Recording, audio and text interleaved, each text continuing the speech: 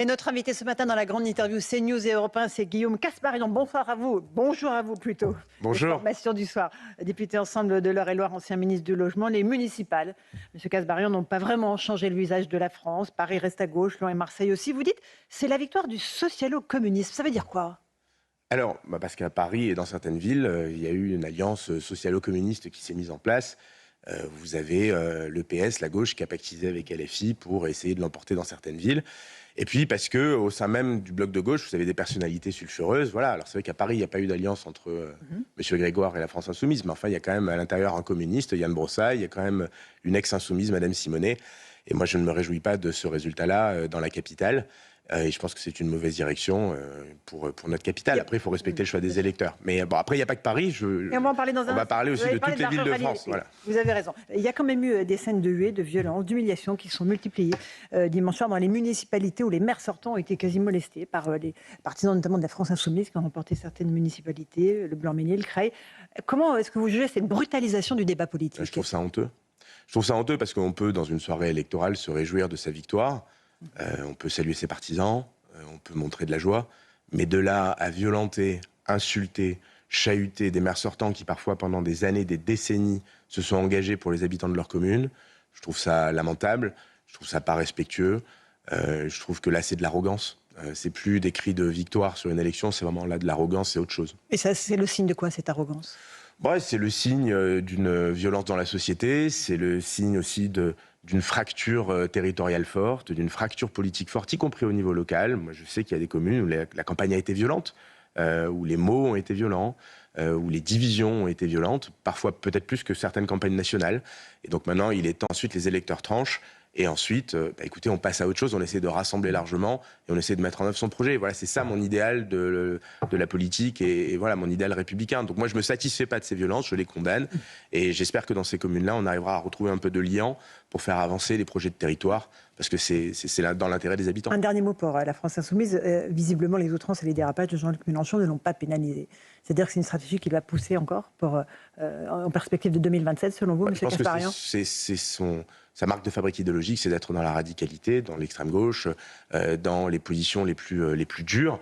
Voilà, moi ce que je regrette, c'est que beaucoup, à la fin des fins, fassent une alliance avec lui, que le PS systématiquement devient bipolaire. En dehors des périodes électorales, ils vous disent jamais on va s'allier avec la France Insoumise, c'est terminé, on n'en veut plus, etc. Dès qu'il y a un enjeu de poste et un enjeu électoral, l'union se fait, mais comme un aimant, quoi, tout de suite. Et donc je pense qu'à un moment, faut être sérieux, il faut arrêter de mentir aux électeurs. Moi, je constate qu'après avoir dit pendant des semaines on ne fera pas d'alliance avec LFI, 24 heures plus tard, vous avez le PS qui fait des alliances avec LFI. Mais de la même manière que lors des européennes, Glucksmann avait dit jamais on fera d'alliance avec LFI. Et quand il y a eu la dissolution, 24 heures plus tard, il y avait une alliance. Donc, voilà, Donc ils sont insincères? Oui, je pense que c'est insincère. Je pense qu'ils mentent aux électeurs. Je pense qu'ils leur font croire que jamais ils ne se rapprocheront de la France Insoumise. Dans les faits, et les Français le voient élection après élection, dès que leur poste est en jeu, dès qu'il s'agit de gagner, là, il n'y a plus de règles, il n'y a plus de valeurs, il n'y a plus de frontières, il n'y a plus de barrières. Et joyeusement, ce petit monde se met d'accord pour emporter des sièges. Après, les électeurs ne sont pas dupes et il y a beaucoup d'endroits où ces alliances-là n'ont pas fonctionné. Moi, je me réjouis que, par exemple, à Toulouse, cette alliance-là n'ait pas fonctionné et que M. Moudin, qui a réussi à gagner la mairie, en plus, il avait face à lui un député insoumis qui était très anti-propriété privée, très pro-squat et qui, à mon avis, aurait mené dans le mur beaucoup de Toulousains. Je suis ravi que l'alliance n'ait pas produit la somme que cette gauche et ses insoumis espéraient. Et qu'au final, cette ville reste raisonnable et reconduit le maire Jean-Luc Moudin. C'est le cas dans beaucoup de communes où on a eu aussi un basculement. Moi, je veux aussi parler des écologistes qui, pour le coup, ont perdu beaucoup de communes. Et je suis très heureux qu'à Bordeaux, par exemple, ce soit Thomas Cazenave qui a réussi à remporter Bordeaux et qu'à Annecy, ce soit Antoine Armand qui a réussi à remporter la mairie d'Annecy. Deux candidats du centre. Ces deux candidats de très grande qualité, compétents, qui ont réussi à rassembler largement dans leur commune, avoir un vrai projet territorial et à embarquer les gens dans une histoire positive. Et effectivement, des écologistes qui, à l'inverse, dans ces deux communes-là, ont été battus parce qu'ils n'avaient pas un bon bilan et parce qu'ils n'inspiraient plus confiance. Et donc moi, je me réjouis de cette situation-là dans beaucoup de communes de France. Mais donc, si je vous entends bien, Guillaume Kasbarian, ça veut dire qu'il faut faire une union entre la droite et le centre pour faire barrière à cette gauche que vous détestez. Écoutez, avant de parler d'alliance d'union, parce que je pense que les gens sont perdus aujourd'hui dans toute cette embrouille, il faut parler de projet. Vous croyez qu'ils sont perdus ou ils sont dégoûtés? Les deux. Moi, je pense que beaucoup de Français regardent ça avec critique en disant on ne sait plus qui pense quoi. Où sont les libéraux, où sont les socialistes, où sont les écolos, où sont les nationalistes, où sont les patriotes, où sont les machins. Je pense qu'il y a une sorte de gloubi-boulga idéologique qui fait que les gens sont perdus dans le spectre politique français. Donc moi, je fais partie des libéraux, je défends la liberté, je défends les idées les plus radicales pour pouvoir transformer le pays et redonner de la liberté aux gens. C'est ça ce qui me fait lever chaque matin. Pourquoi vous n'êtes pas avec David Lisnard alors?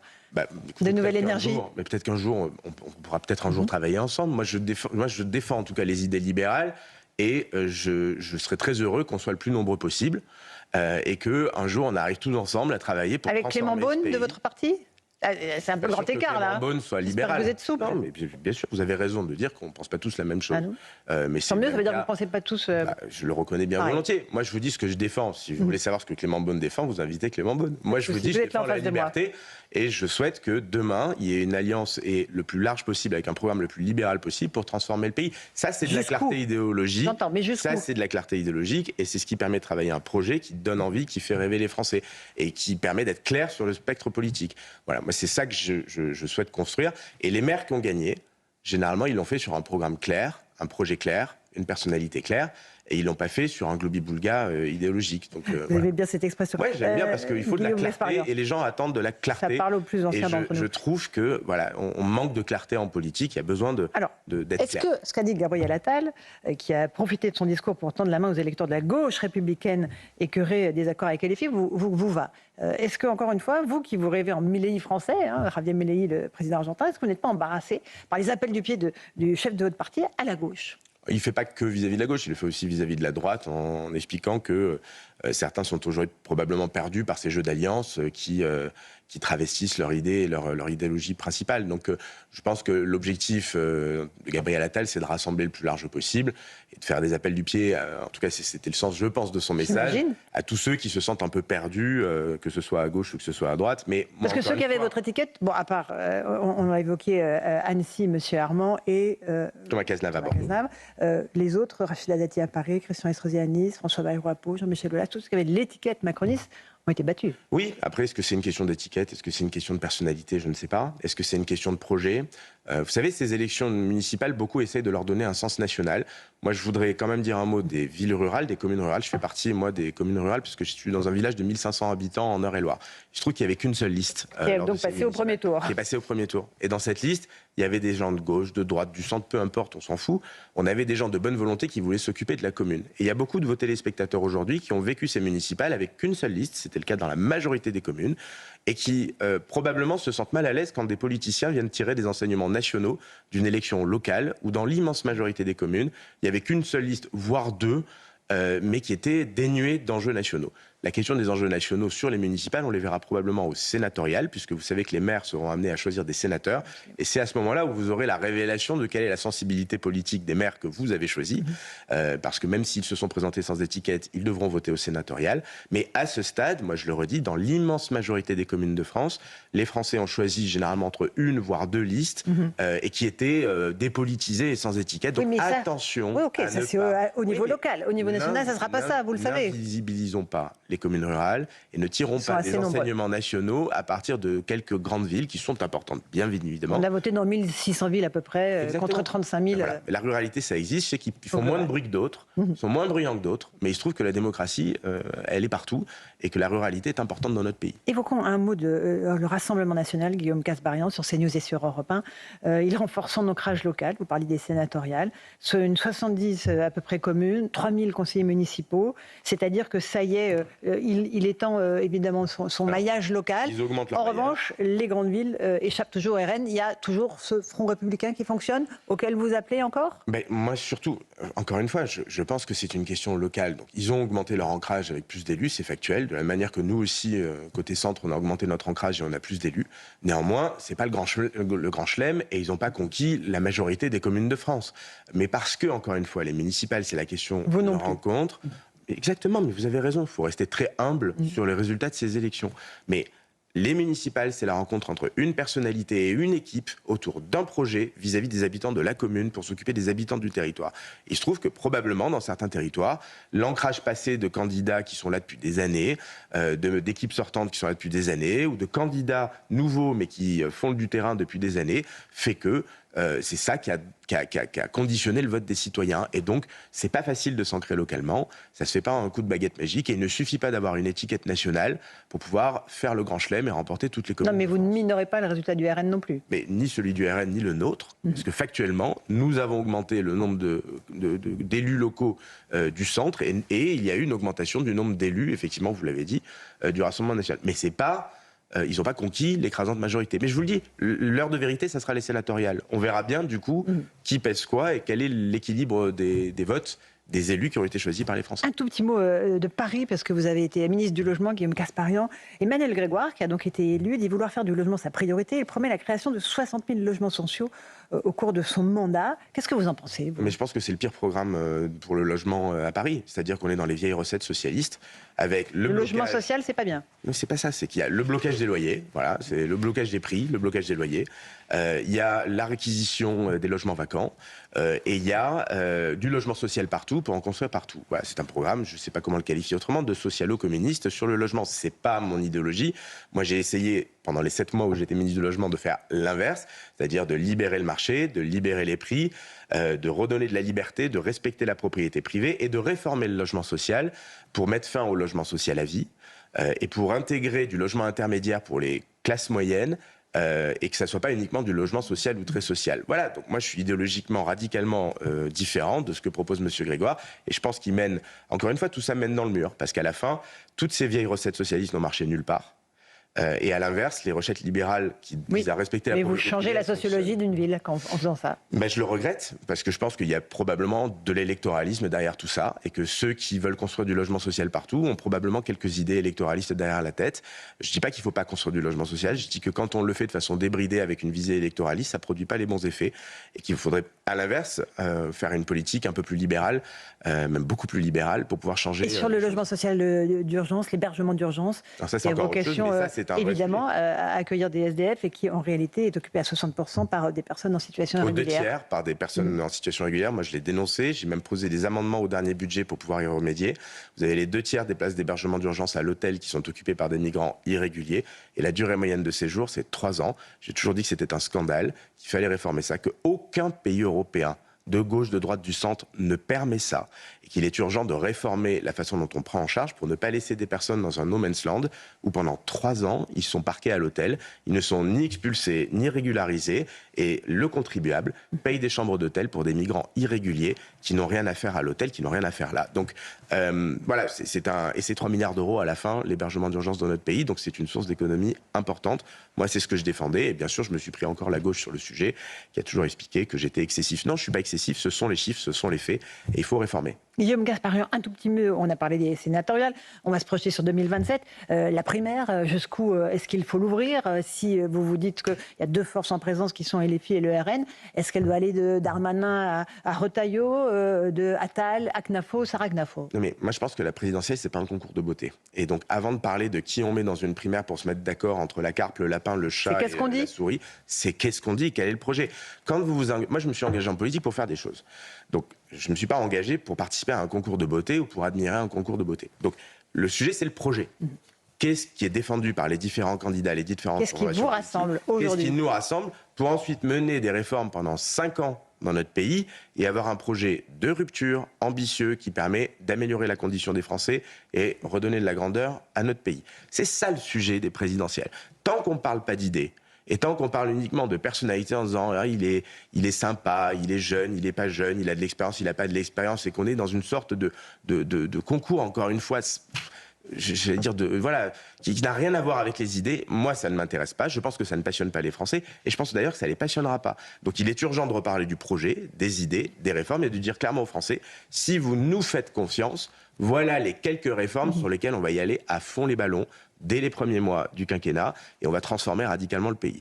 Le reste, sur l'incarnation, ça doit venir normalement après, une fois que vous avez déterminé quel est le projet. Et d'ailleurs, c'est ce qui vous permet après de dire qui participe à tout ça. Parce que si vous avez un projet qui rassemble, voilà, il y a plein de personnes qui vont participer ensuite à ce mouvement. Si à l'inverse, vous avez un projet qui est fade, ça n'aura aucun intérêt. Donc de David Lisnard, qui partage une grande partie de vos idées. Oui, vous revenez sur la question des personnes. Oui. Bruno Retailleau et Laurent Wauquiez. Moi, personnellement. J'aimerais juste comprendre. Gérald Darmanin. Moi, personnellement, vous me posez la question.